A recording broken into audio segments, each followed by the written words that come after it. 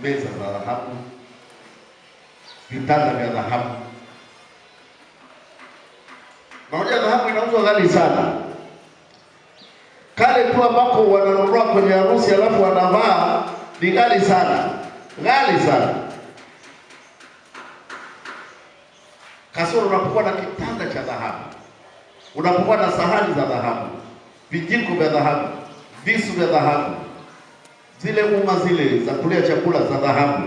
Wanaenda kwa tepu ya maji, tepu ya maji ya dhahabu.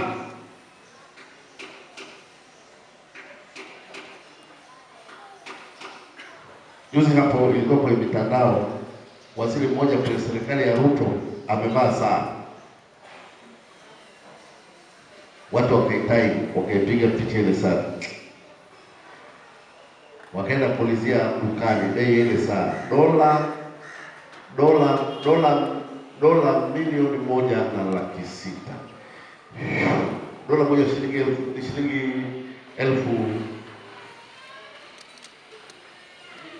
2,500 mara milioni 1.6 mtu amebaki.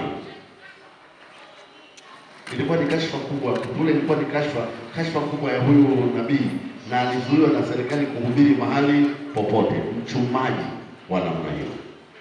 Kwa hiyo kila cha Mungu, kila kizuri cha Mungu, shetani anatengeneza feki. Zile karama zote za Roho Mtakatifu shetani ametengeneza feki. Na kuna walimu, kwa mfano, kuna walimu wa kweli na walimu wa uongo. Kuna walimu ambao wanafundisha kwenda mbinguni, lakini kuna walimu wanafundisha kubaki hapa duniani.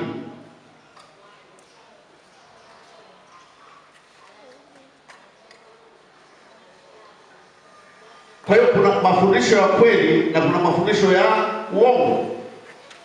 Na kama mafundisho ndio yanayotengeneza madhehebu, kuna madhehebu za kweli na madhehebu za uongo.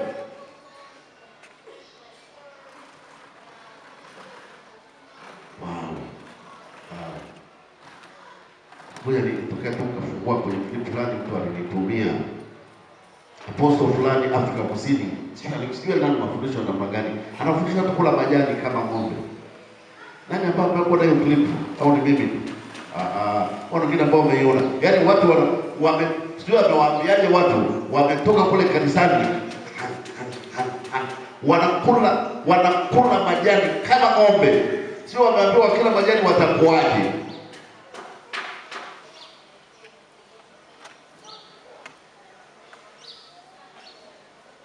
Na dini zile huwa zina roho, kwa sababu kuna Roho Mtakatifu, kuna na roho mchafu. Kuna Roho Takatifu na kuna maroho machafu. Na kawaida maroho machafu